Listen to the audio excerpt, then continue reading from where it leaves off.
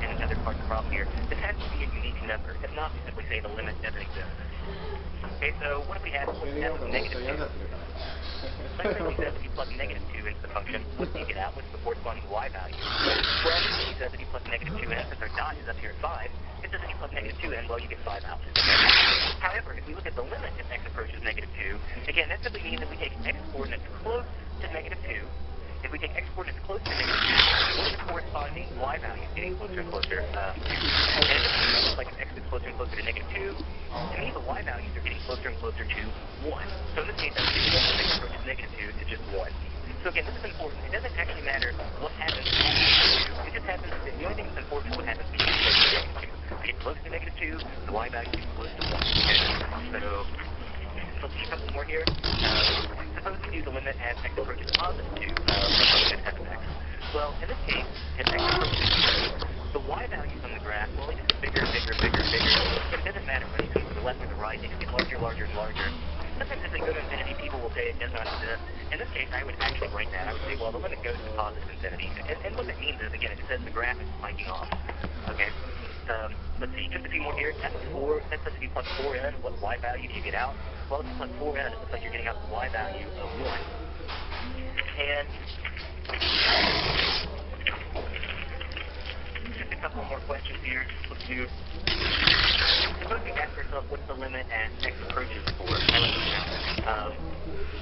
Well, notice in this case, it kind of depends, because if you take, x coordinates that are close to 4 that are smaller than 4, well, those y values get closer and closer to 1, right? So x value to the left of 4, that means I'm going to be on the graph a little bit to the left of 4, and the y value get closer to 1.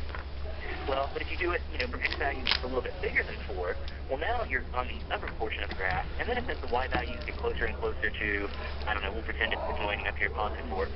So you can't say two numbers. You can't say it's like 1 and 4 here. In this case, if the limits aren't the same from opposite sides, there's a better way of saying this. We simply say that the limit doesn't exist. So to me, basically, it says if there's a break or a jump in the graph, the limit doesn't exist.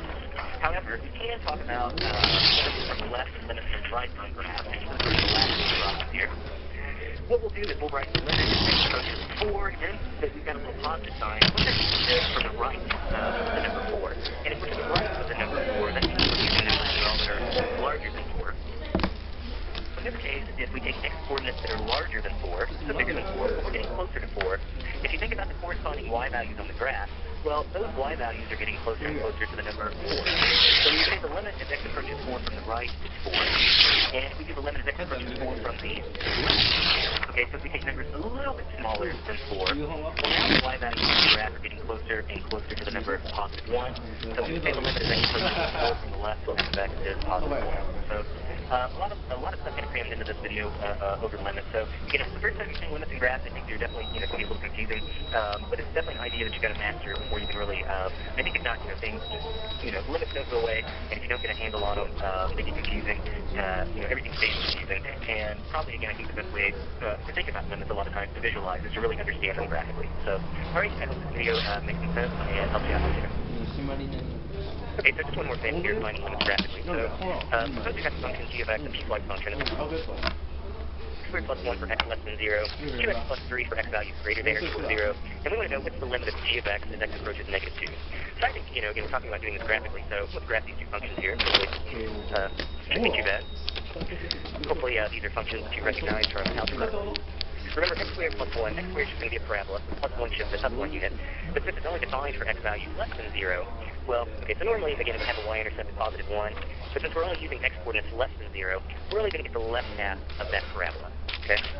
When we go to graph 2x plus 3, well, that's just a line that has a y-intercept of positive 3, okay? And since it's defined for x greater than or equal to 0, we're going to shade that in. And recall, the slope in this case is just going to be positive 2, so it's going to go, kind of off and to the right. So we're kind of asking ourselves, what is the limit as x approaches negative 2 of g of x? If it even exists. Well, in a sense, okay, so we're sitting over here at negative 2. What's going on with the line is really, in a sense, completely irrelevant for this problem. So